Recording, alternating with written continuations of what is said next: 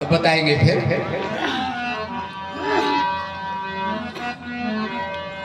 उठो जागोरी सहेली, बुहार डारो यगना। उठ जागोरी मेरी बहना, बुहार डारो यगना। उठ जागो रे मेरे भैया, बुहार डारो यगना।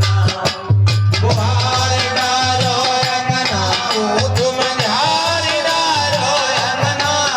उठ जागो रे मेरी बहना, बुहार डारो यगना।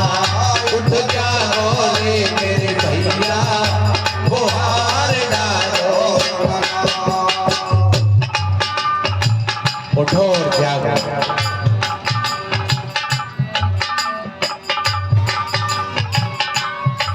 एक भाई दूध के गिलास को छोड़ करके और कलारी पर शराब पीने के लिए जाता है। क्या जगा हुआ है वो? खाने के लिए कितनी बढ़िया अच्छी अच्छी चीज है, लेकिन गुटखा से मुंह भरा हुआ है। शाम को बढ़ सोए और सवेरे जगह तक फिर बढ़ गए। ग्वालियर में एक लड़का से हमने कही रे भैया जाए छोड़ देते। बोले महाराज मैं घर परिवार को छोड़ सकता हूँ, बच्चे गुटखा नहीं छूटे। देवी जी कह रही गत्ते को महाराज जी ऐसे मंदिर कह दे कि तू छूट जाएगी पर गुटखा नहीं छूटे। लेकिन अब 6 महीना के बाद में गए। अब कोई लड़का कहता है महाराज अब तो मैंने छोड़ दे। नहीं हम क्यों छोड़ दे भैया, तू तो पत्नी मुँह छोड़ भी तैयार, घर के लोगों ने छोड़ भी तैयार, अब गुटखा गया छोड़ दो। बोले महाराज डॉक्टर ने जहाँ कैंसर बताइए गालों में और 25,000 रुपया लग गए। तो मैंने कही दो मोह है जाएंगे, एक तो जी तू ये एक और रह जा। और ध्यान रख, उसने इतना भयानक रूप लिया और वो लड़का खत्म। और ऐसी एक घटना नहीं है, ऐसी बहुत घटना है। तंबाकू खाने वाले तंबाकू मिल करके जहां लगा लेंगे अच्छा कोर्ट के पीछे। संत तो जगाते हैं। एक चौपाई में बताया है और अच्छी अच्छी बातें हमें सब जगह मिलती हैं, ऐसी बात नहीं है। सदगुरु कबीर साहब जी ने कहा है सबका उपाय लीजिए साझा शब्द निहार, और सार सार को गह रहे होता देवड़ा। जो अच्छी बात है। और एक भजन में कहा है बच्चा 5 साल का बाजिब कहे कोई बात, हमको मानने में कोई उजर नहीं है। आना कबीर पंथ में खाला का घर नहीं है, और आएंगे सूर नर जिसे दुनिया का घर नहीं है। इसलिए अच्छी बात चाहे पत्नी कहे, चाहे बेटा कहे, चाहे भैया कहे, छोटा सा बच्चा कहे, उस पर ध्यान देना चाहिए। ये नहीं कि छोटा सा बच्चा, लेकिन हमारे समाज में ऐसी रूढ़ बाध्यता है। इसलिए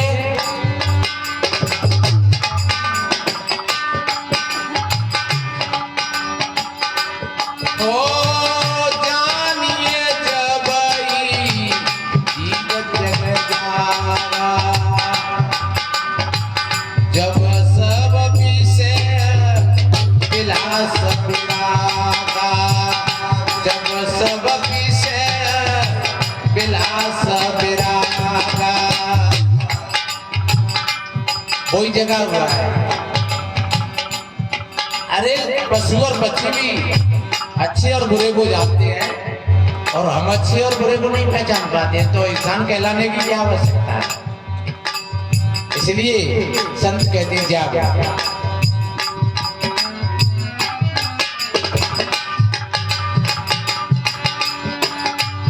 ओ गाय की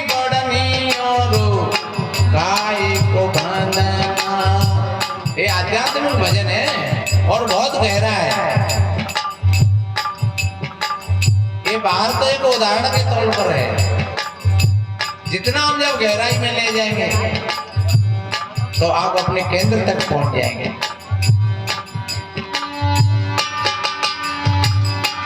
हो ज्ञान की बढ़नी रे धर्म को बंधना, हो पाप को कूड़ो पड़ो रे तेरे अंगना, पाप को कूड़ो पड़ो है तेरे अंगना।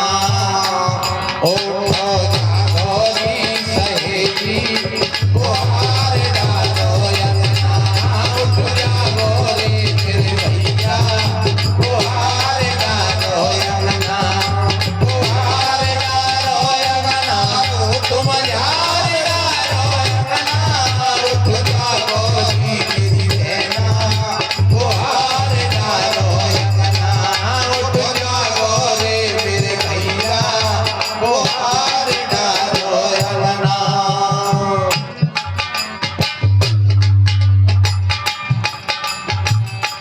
काय की बढ़नी और काय को बंधना और काय को कूड़ो। देखो कूड़ा हमारे अंदर में जैसे बाहर कूड़ा है, वही कूड़ा हमारे अंदर में है। जैसे बाहर का कूड़ा घर को भद्दा बना देता है, ऐसे भीतर का कूड़ा भी हमको भद्दा बना देता है। आप चाहे ऊपर से कितने बढ़िया हो, सुंदर हो, लेकिन वो भीतर में अगर कचरा पड़ा हुआ है तो वो तुमको कभी सुंदर नहीं रहने दे, क्योंकि सुंदर तो भीतर बैठा हुआ है। ये बाहर हड़मात को शरीर थोड़ी सुंदर हो तो ये तो कोई बात नहीं है। न रंग को सामल हो चलेगा, न लंबो हो, कद को हल्को हो चलेगा, न मोटो हो ठगनो हो चलेगा। एक बार के लिए आंख हो नहीं हो चलेगा मामला, कान हो नहीं हो चलेगा मामला, पैर हो नहीं हो चलेगा मामला। कल ये मोबाइल में देख रहे तो हरियाणा में कोई दंगल लगा हुआ था और दोनों विकलांग पहलवान थे।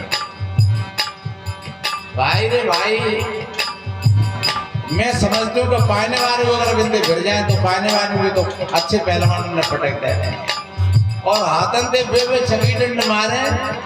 मैं देखो तो इनके पैर नहीं है, बिल्कुल पैर सीधा से पतरे पतरे और बाजू जे तगड़े तगड़े। तो इसलिए मेरे बहन भाइयों, आदमी के भीतर में, हर व्यक्ति की अंदर में ऐसी प्रतिभाएं छुपी हुई है, चाहे वो कौन से रूप में प्रकट हो जाए। और एक नहीं, ऐसी हजारों प्रतिभा है, लाखों प्रतिभा है। और अगर थोड़ी सी प्रतिभा जागृत हो जाए तो वो प्रतिभा इंसान को देवता बना देती है। इसलिए बात बाहर की नहीं है, बात भीतर की है। भीतर से अगर आप स्वस्थ हो तो आप बाहर का रोग भी आपका मुकाबला नहीं करेगा। और अगर तुम भीतर से रोगी बन गए तो जीवन भर दवाई खाते रहे। इसलिए बीमारी पहले मन में ही आती है। तो सदगुरु बताते हैं कि काय की बढ़नी और काय को बंधना और काय को कूड़ो और कोई कूड़ो में निकालना है।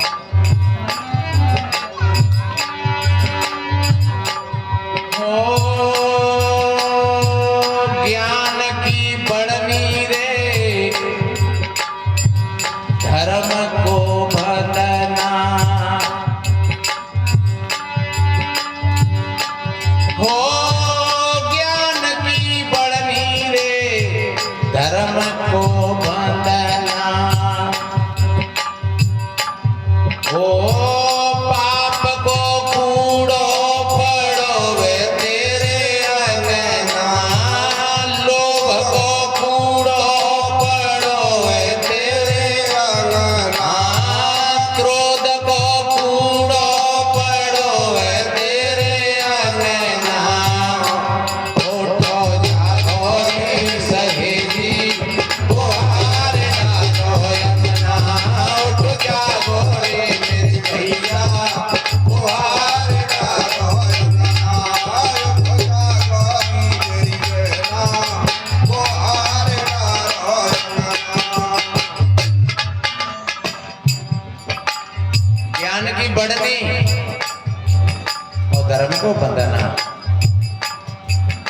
बंधनी कहते हैं जो सीख होती है, झाड़ू में सीख, और बंधना कहते हैं जिन सीखों को इकट्ठा करके बांधा जाता है। और यहाँ सीख क्या है? ये हमारी इंद्रियां हैं, चतुष्ट अंतःकरण है, जैसे आंख है, कान है, जिह्वा है, नासिका है, चमड़ी है, चित्त है, मन है, ये सब सीख हैं। और ये सारी की सारी सीखें, और जब ये बन जाती हैं धर्म के बंधन में,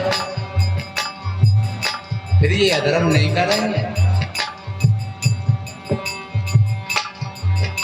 आंख से बहुत अच्छा होता है और बहुत बुरा होता है, इन कानों से बहुत अच्छा होता है और बहुत बुरा होता है, और इस वाणी से बहुत अच्छा होता है और बहुत बुरा होता है। जब धर्म के बंधन में ये बंधी होंगी तो फिर तुम अंडों की आमलेट नहीं खाओगे और तुम सड़ा हुआ पानी नहीं पियोगे। जब धर्म के बंधन में बंधी होंगी तो प्रत्येक बहन बेटी तुमको अपनी बहन बेटी से भी अधिक देखेगी। कितना बढ़िया कहा है, जननी समझा नहीं पर नारी,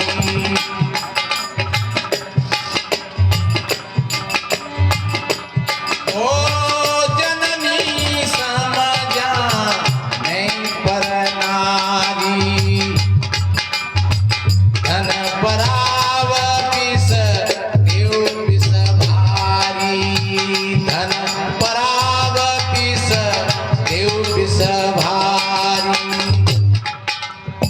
कितना बढ़िया कहा है, मात्रवत परदारिषु परद्रव्येषु लोष्टवत् आत्मवत् सर्वभूतानि सायसी पंडिता। अरे पंडित कोई जाति से नहीं होता है, जो दूसरी बहन बेटियों को अपनी बहन बेटियों से ज्यादा समझे, जो दूसरे के धन को मिट्टी पानी पत्थर के समान समझे, और समस्त जीव आत्मा को अपनी आत्मा के समान समझे, सायसी पंडिता। लोग उसको पंडित कहते हैं, ज्ञानी पुरुष उसको पंडित कहते हैं। तो मैं कहता हूं आप सभी पंडित हो। केवल पंडित व्याकरण जैसे ही नहीं होता है, केवल पंडित कोई व्याकरण का वाक्यकार ही नहीं होता है, सच्चे अर्थों में। कितना बढ़िया कहा है, ना रणो विद्याक्षरो ध्यान नाचा पंडिता, न वक्ता वाक्य तवे न दाता चार दान था। सदगुरु कबीर साहब जी ने कहा है, छत्री वही जो कुटुंब से जूझे, और पांच ने मार एक को बूझे, और जीव को मार जीव प्रतिपारे, और देखत जन्म आपनो। कोई भी समझे कि हम किसी जीव को मार करके हम सूरवीर हो जाएं, तो समझ लो तुम अपने लिए बहुत गलत कर रही हो, उसका बदला देना पड़ेगा आपको। श्री राम जी ने छुप करके बाली को मारा था, और बताते हैं कि उनको बदला देना पड़ा। वही बाली जरा नाम का बधिक बना था, और वो कृष्ण बने थे, और प्रवास पट्टन में लेटे हुए थे। महाभारत का युद्ध हो चुका था, 56 कोटि आत्माओं का विनाश हो गया था शराब पी पी करके। कृष्ण बहुत चिंतित थे, शरीर रोगी हो गया था, और वो प्रवास पट्टन में पैर पर पैर रख करके सो रहे थे, लेटे हुए थे। और उस जरा नाम के बधिक ने समझा कि कोई मृग बैठा हुआ है, और उसने तीर मारा, और वो कृष्ण के पैर में लगा। आज ऐसी आवाज भाई, दौड़ करके वहां आया, कहने लगा भगवान ये मेरे से क्या हो गया? बोले कोई बात नहीं है, आज तक का मेरा तेरा संबंध था। तो इसलिए मेरे बहन भाइयों, अगर किसी को मारोगे तो आपको बदला देना पड़ेगा, चाहे भले ही वो सांप हो, बिच्छी हो, चाहे भले ही वो कुत्ता हो, बिल्ली हो, बंदर हो। आप किसी भी प्राणी को अगर मारोगे तो आपको भोग भोगना पड़ेगा उसको। इसलिए छत्री वही जो कुटुंब से जूझे। छत्री कौन है? जो अपने विकारों को जीते। विकार क्या है? ये दृष्टि विकार है, ये सुनने की जो श्रुति विकार है, जो रसिक विकार है। इन सारे विकारों को जो जीत लेता है, सच्ची अर्थों में वो साधु कहलाता है। इसलिए तथागत भगवान बुद्ध ने अष्टांगिक मार्ग में ये बातें बताई थी। सम्यक दृष्टि, सम्यक स्मृति, सम्यक वाणी, सम्यक ज्ञान, सम्यक संकल्प, सम्यक व्यायाम, सम्यक समाधि, आध्यात्मिक मार्ग उन्होंने बता करके और यहाँ समता की बात बताई। और समता में कब आएगी? जब धर्म के बंधन में आएगी। इसलिए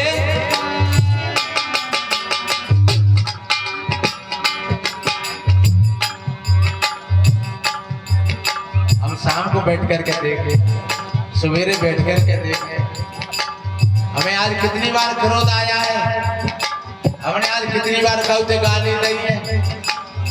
क्या हम अपने बच्चों से अच्छे बोलते हैं? क्या हम अपने आदमी से बढ़िया बोलते हैं या कभी कभी अपमान कर देते हैं? क्या हम अपनी पत्नी को एक विषय की वस्तु समझते हैं या वो हमारी अर्धांगिनी है, जीवन संगिनी है? ऐसा अगर भाव आप विचार आपके अंदर में आएगा, आपके पीछे पीछे शांति दौड़ती चली आएगी, आपके अंदर में समता आ जाएगी, आपके बच्चों को संस्कार मिलेंगे। इसलिए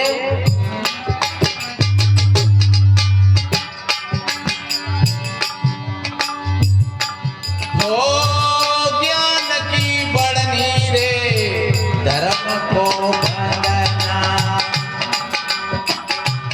ओ पाप को कूड़ो बड़ो तेरे हरना, पाप को कूड़ो बड़ो तेरे हरना, उठो जागो री सहेली बुहार डालो यमना, उठ जागो री मेरी बहना बुहार डालो यमना, बुहार डालो यमना, तुम जार डालो यमना, उठ जागो रे मेरे भैया बुहार डालो यमना, उठ जागो री मेरी बहना बुहार डालो यमना।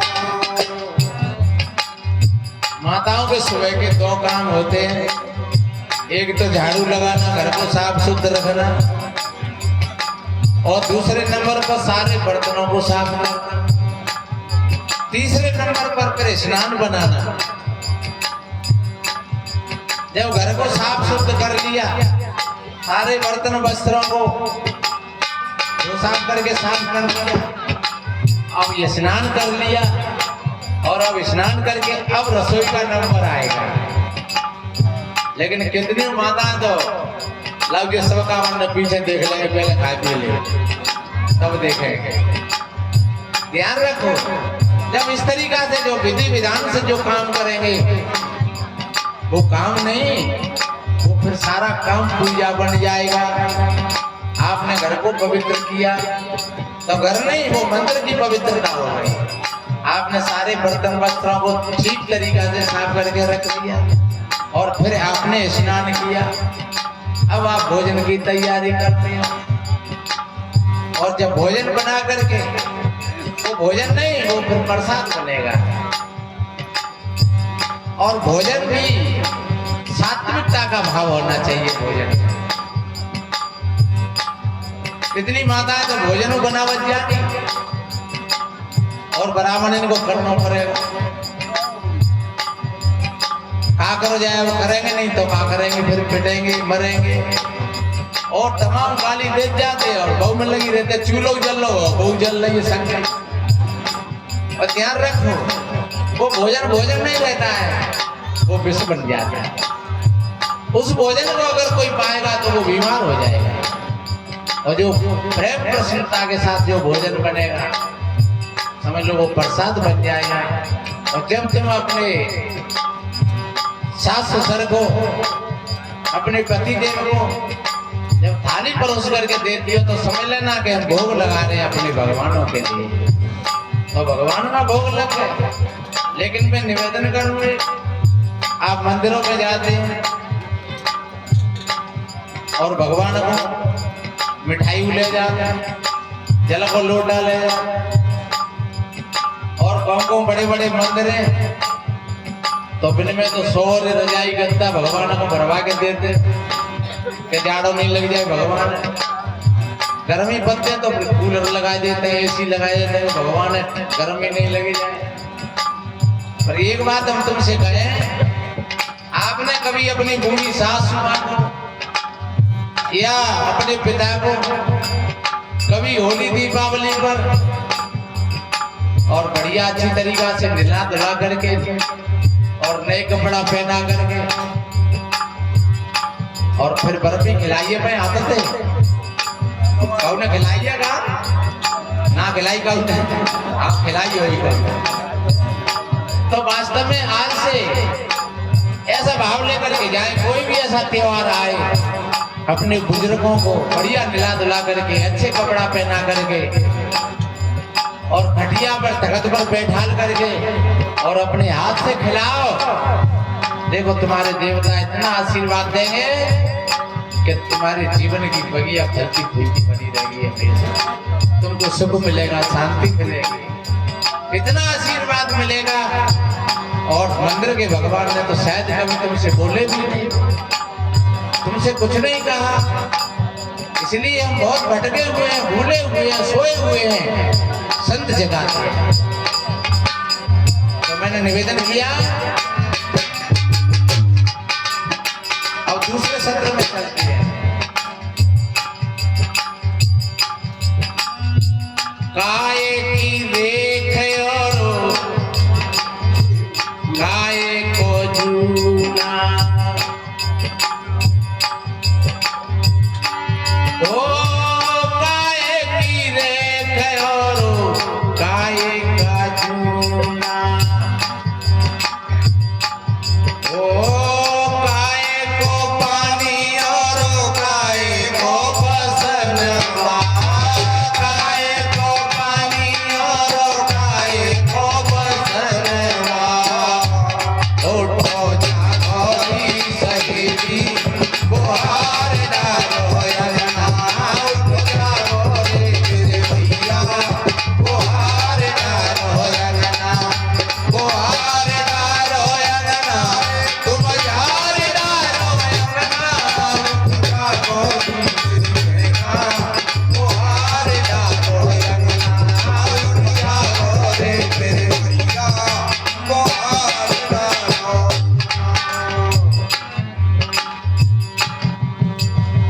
काय की रेख और काय को जूना और काय को पानी, और कौन सा बर्तन साफ करना है?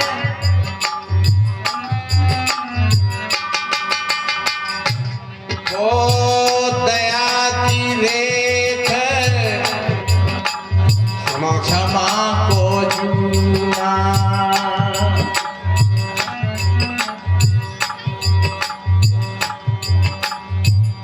कोई भैया शीशा में देख रहे हो बार बार अपनों को। कबीर साहब जी आए मेरे, उन्होंने कही अरे मुखड़ा क्या देखे दर्पण में, तेरे दया धर्म नहीं मन में, मुखड़ा क्या देखे दर्पण में, अरे देखना ही है तो फिर इस मन रूपी दर्पण में देखो और मांझ करके देखो, तोरा मन दर्पण कहलाए, भले बुरे सारे कर्मों को देखे और दिखाए, तोरा मन दर्पण कहलाए। अरे तुझको असली सुंदरता ही तो अपने मन रूपी दर्पण में नजर आई, ये तो बाहर की है। अब 80 वर्ष की बुढ़िया मैया दिखाइए ले अम्मा शीशा देख ले, फेंके देवे तो का देख ले, मैं उस शीशा में का धरो। इसलिए मेरे बहन भाइयों, क्योंकि जो देखने की चीज थी वो गई, लेकिन जो मनरूप की दर्पण है वो 80 वर्ष की बात नहीं, वो 100 वर्ष की उम्र पर जाकर के भी कोई देखेगा तो उसमें अपनी छिपी हुई सुंदरता प्रकट होगी। क्योंकि जिसको कहते हैं सत्यम शिवम सुंदरम, वो सत्य है, वो शिव है, वो सुंदर है, वो तुम हो, कोई अलग नहीं है। इसलिए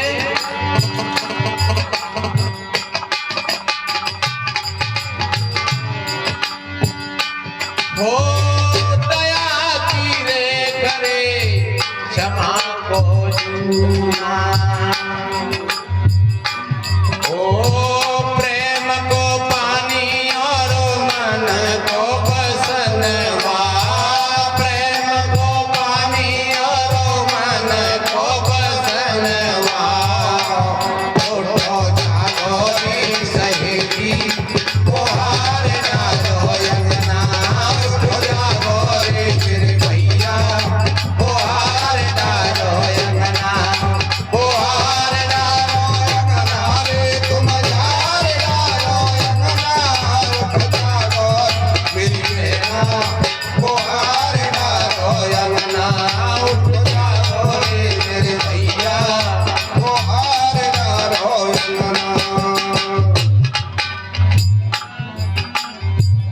की रेख और क्षमा को जूना।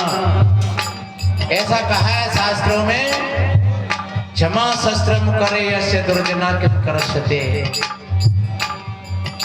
जिसके हाथ में क्षमा रूपी तलवार है, उसका क्रोध रूपी शस्त्र क्या बिगाड़ सकता है। तो अपने से गलती हो जाए तो क्षमा मांग लेना, और दूसरे से गलती हो जाए तो क्षमा कर देना।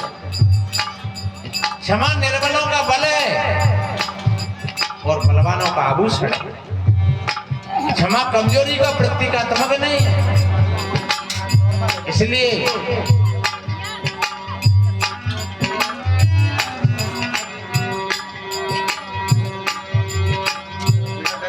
हो कहाई कबीर सुनो मेरी बेना,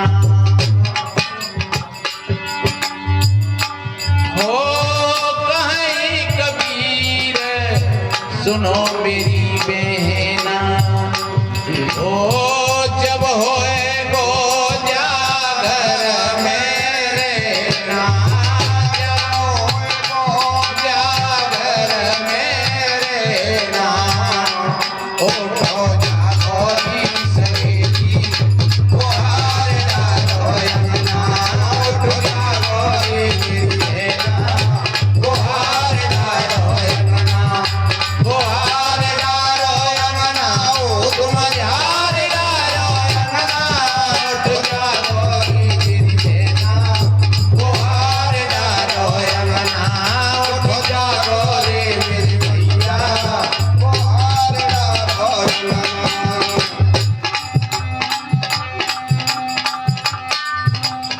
अब तो जाग पड़ो, कहना वक्त नहीं है सोने का। अब तो जाग पड़ो, कहना वक्त नहीं है सोने का। अब तो जाग पड़ो, वक्त नहीं है सोने का। बहुत दिन बीते सोते सोते, बहुत दिन बीते सोते सोते, जीवन जीते रोते रोते, जीवन बीते रोते रोते। छोटी सी बात है, याद में आ गई है और बड़ी अच्छी है।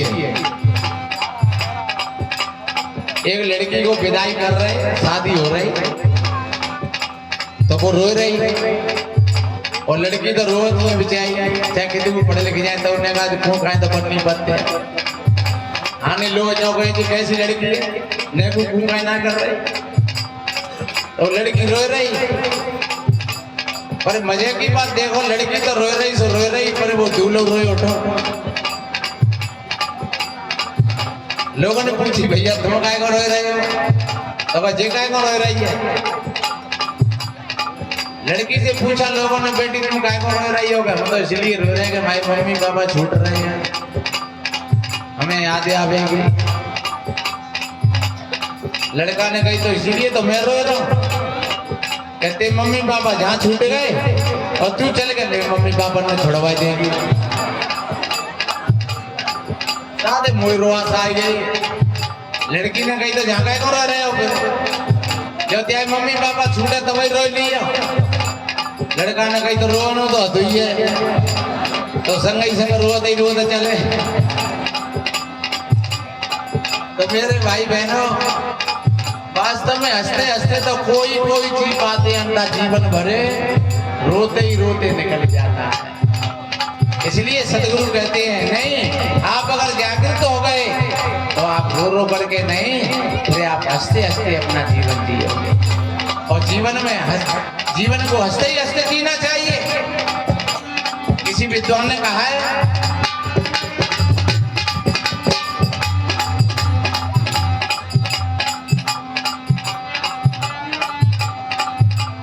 गम से करके भी मुस्कुराओ,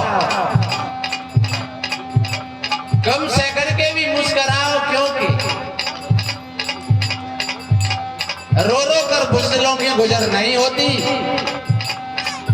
और हंसना भी जरूरी है, क्योंकि जिंदगी रो रो करके बसर नहीं होती।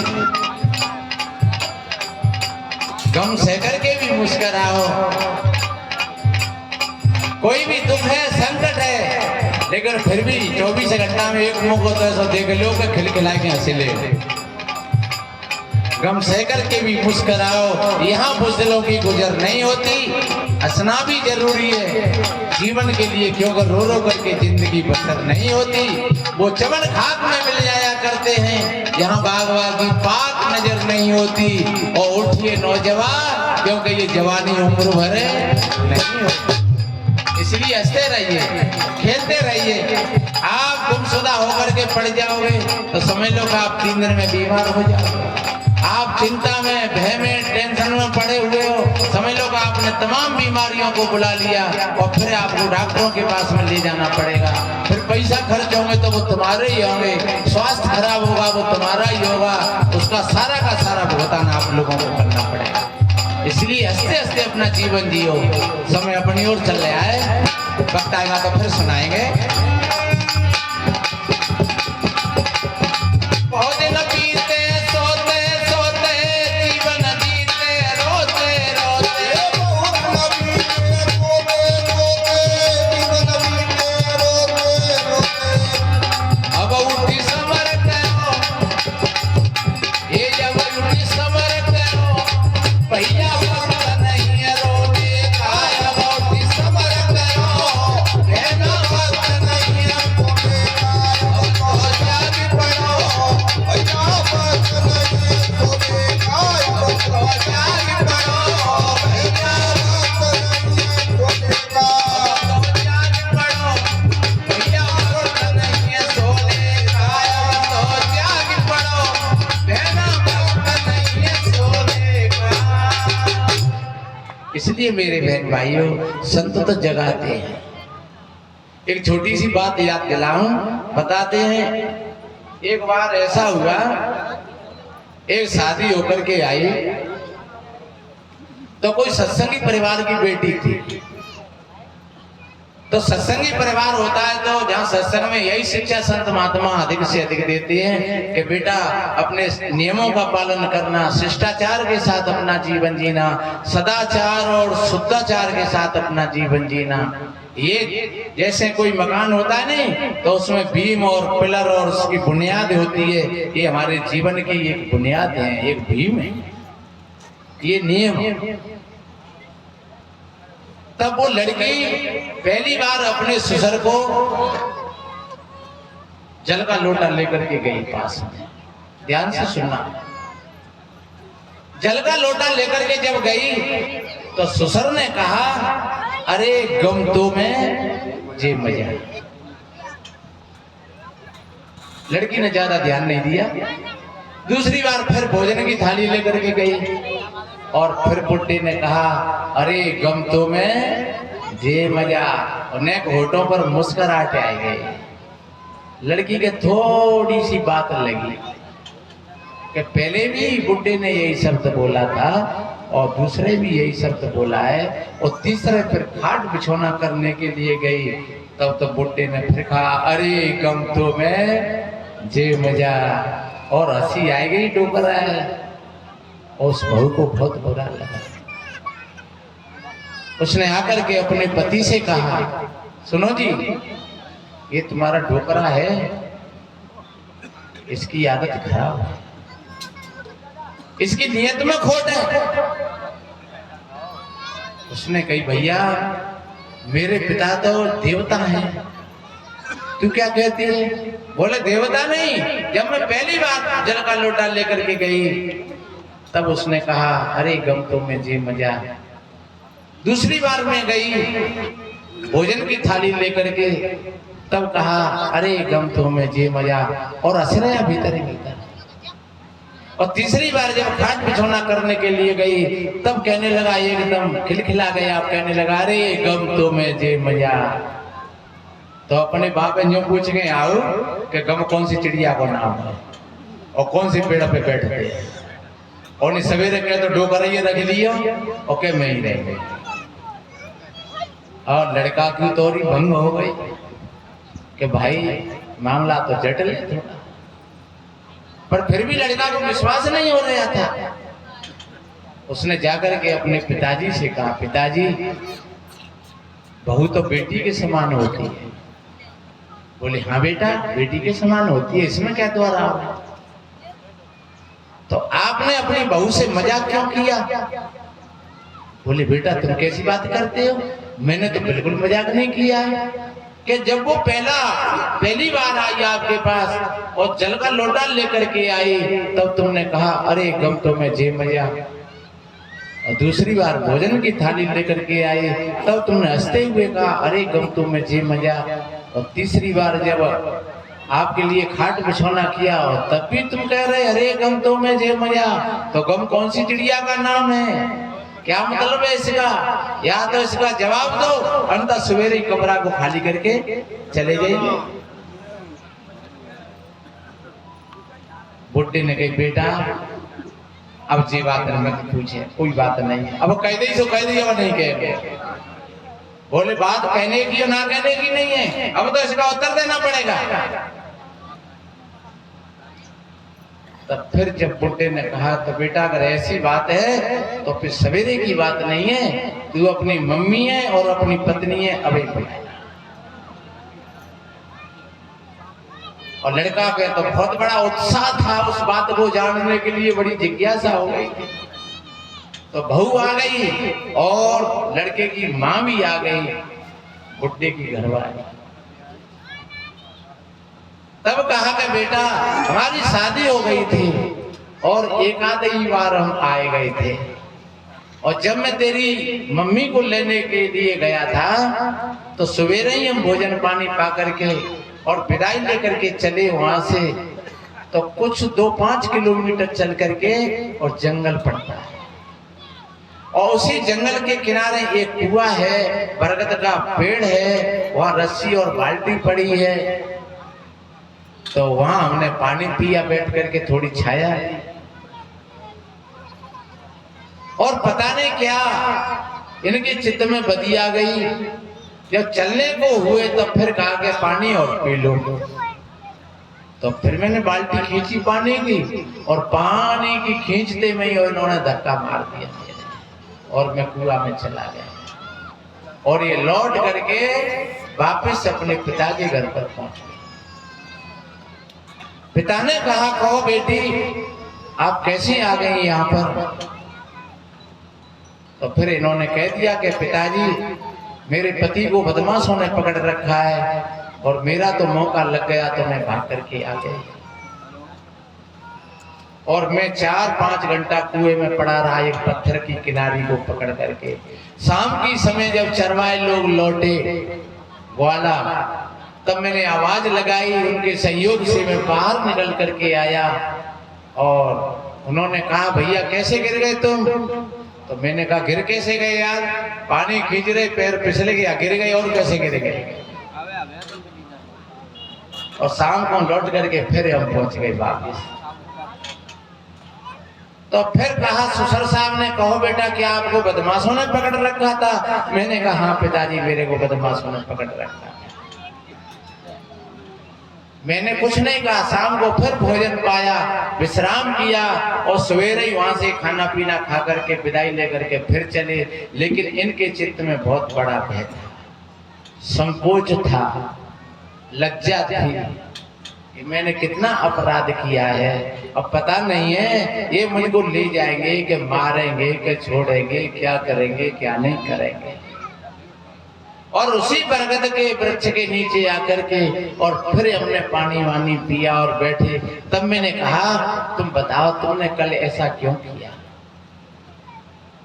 तो इन्होंने हाथ जोड़ करके क्षमा मांगी। पतिदेव अब कुछ भी करो, आपकी मर्जी है, गलती तो हो गई मेरे से, अब आप चाहे मारो चाहे छोड़ो। तो बेटा हमने उसी वृक्ष के नीचे और वो सारी बातों को छोड़ दिया, और उस दिन से आज तक समय बीतता गया। उस समय के पश्चात तुम्हारा जन्म हुआ, धीरे धीरे तुम बड़े हो गए, पढ़ लिख करके शिक्षित हुए, तुम्हारी शादी हो गई। अब ये बहू बढ़िया सुंदर घर में आ गई। तो बेटा जब बहू जल का लोटा लेकर के आई तो फिर मेरी भीतर से आत्मा नहीं रुकी, और मेरे भीतर से ये शब्द निकल पड़ा, अरे गम तो मैं जे मैया। अगर उस दिन मैं इनको मार देता या छोड़ देता या लौट करके वापस नहीं जाता तो तुम जैसे बहू बेटा मेरे को कहां पर मिलते थे। इसलिए बेटा जब जब वो जल का लोटा लेकर के आई तब ये भाव आ गया, अरे गम तो मैं जे मजा। भोजन की थाली लेकर के आई तब ये भाव आ गया और प्रसन्नता से भर गया मेरा हृदय। और जब खाट बिछौना किया तब और ज्यादा प्रसन्नता प्रकट हो गई। इसलिए मैंने कहा अरे गम तो मैं जे मजा। अब बेटा तू पे कमरा संभाल लियो, मैं सवेरे जा खाली कर दिया। दोनों बहू बेटा ने पैर पकड़ लिए पिताजी के। कहो पिताजी हम तो बहुत बड़ी भूल में थे, हमें नहीं पता था। मेरे भाई बहनों ये कहानी हमको क्या संदेश देती है? ये कहानी हमको यही बताती है कि गम खाना और कम खाना ये हमेशा अपने जीवन के एक दो अच्छे पहलू हैं। कम खाओगे तो आप बीमार नहीं होगे और कम खाओगे तो आप कोर्ट और कचहरी से बचे रहोगे, तमाम द्वंद्वों से बचे रहोगे। कम खाना और गम खाना। और कम तुम जैसे 4 रोटी खाते हो तो 3 रोटी सवेरे खाओ और 3 सवेरे खाओ तो शाम को खाओ और फिर एक रोटी बचेगी तुम्हारी तो 2 रोटी है गई एक आदमी की। अगर 4 आदमी है तो कै रोटी है गई? 8 रोटी है गई। और 8 रोटी एक साल की कितने रोटी है जाएंगे? जब 3 से 65 दिन होते हैं तो एक साल की कितने रोटी बनी गई? 4 को बुकल ले तो कम से कम 100-150 आदमी का भोजन बच गया आपके घर में। और 100-150-200 आदमी को भोजन जाके और कहूँ हमारे आश्रम पे पहुंचाए थे तो वहां भूखे प्यासे लोग ने काम आवेगा नहीं आवेगा? तो कहते नहीं आम के आम और गुठली के। अरे आप सोच रहे होंगे देख लो महात्मा जी ने और घुमाए घुमाई के अपने आश्रम की बात कही है। मैं तो ये कह रहा हूँ जहाँ जरूरतमंदों के लिए आप कहीं पर भी आप अगर दोगे आपका धर्म बन जाएगा। भूखे को तुम भोजन देना, प्यासे को नीर पिलाना जी, और दुखियों पर तुम करुणा करना, परोपकार माना जी, ये हमारे जीवन की श्रेष्ठतम गति है। तो कम खाना और कम खाना। किसी ने कहा तथागत बुद्ध से किसी ने गाली दे दी और बुद्ध चुप मौन शांत बैठे। और बुद्ध से उनके शिष्य थे, उन्होंने कहा भगवान देखो वो ग्वाला आपसे गाली दे रहा था। बोले गाली दे रहा था वो तो गाली तो दे रहा था पर मैंने उनको लिया तो नहीं। अरे काऊ ने हमें बीड़ी दी, ले सब बीड़ी पी ले और हमने हाथ जोड़ दे तो वो बीड़ी कौन पे रही? वो बीड़ी बागी भाई पे तो रहेगी भाई। सौदा तो जब आता दूसरे पे जब गिराकी होती है तो हम उसके खरीदार अगर नहीं है तो फिर हम पर वो चीज कैसे आ जाएगी? बुद्ध ने कहा मैंने खरीदा ही नहीं है। जब उसने गाली दी और मैंने उसको लिया नहीं तो बाकी चीज बागी भाई पे तो रही, फिर मेरे पास मेरे को तो छुआ भी नहीं उन गालियों ने। तो मेरे बहन भाइयों ये हमारे अंदर में अगर ऐसी समता आ जाए तो समझ लो आपने गम को समझ लिया। गम समान भोजन नहीं जो कोई गम को खाए। इसलिए मेरे बहन भाइयों गम खाना और कम खाना ये हमारे जीवन के दोनों श्रेष्ठ पहलू हैं। हमेशा गम खाना और कम खाना। और अगर अपने से गलती हो जाए तो क्षमा मांग लेना और दूसरे से गलती हो जाए तो क्षमा कर देना। ये उत्कृष्ट जीवन की दशा है। अगर आप इस तरीके का जीवन जियोगे आपका जीवन बढ़िया बनेगा, अच्छा बनेगा। और हम धन्यवाद देते हैं श्री रामकरण पोषण जी को जिन्होंने बढ़िया अच्छे संत महात्माओं को बुला करके और सभी संगत को आमंत्रित करके और एक अच्छा मौका दिया है समझने के लिए, विचार करने के लिए। तो हम भी इन बातों पर विचार करें। आज से ही हम अपने जीवन को बदलें जैसे उन्होंने अपने जीवन को बदला। बता रहे कि पहले वो बहुत शराब भी पी लेते, जुआ भी खेलते, बहुत बड़ा और भी जाने क्या क्या करते थे, लेकिन जब से उन्होंने सत्संग में वो बैठ गए तब से उनके जीवन की धारा बदल गई। मैं तो सभी भाई बहनों से निवेदन करता हूँ आप भी इसी तरीका से अपने जीवन को बदलो और संतों के यहाँ कोई न कोई एक चीज छोड़ करके जाओ जरूर। कहते हैं कि साधु नेता लोग आते हैं तो मांगते हैं वोट, और घर के लोग मांगते हैं नोट, और ये साधु संत मांगते हैं खोट। तो अपने खोट और बुराइयों को इस पावन प्रांगण में जरूर आप दे करके जाना। तो आपने सत्संग की धारा में डुबकी लगाई, आपने स्नान किया, आपका जीवन सर्वोत्तम बनेगा, अच्छा बनेगा, श्रेष्ठ बनेगा। संतों का यही भाव है। सर्वे भवन्तु सुखिनः, सर्वे सन्तु निरामया, सर्वे भद्राणि पश्यन्तु मा कश्चित् दुःख भाग भवेत्। सभी का जीवन निरोग हो, सभी स्वस्थ हो, सभी आनंद और मौज में हो। बस ये नहीं, शुभ मंगल कामनाओं के साथ वाणी को समापन की ओर ले चलते हैं। आप सभी भाई बहनों के लिए कोट कोट साधुवाद, धन्यवाद। बोलिए सदगुरु कबीर साहिब की।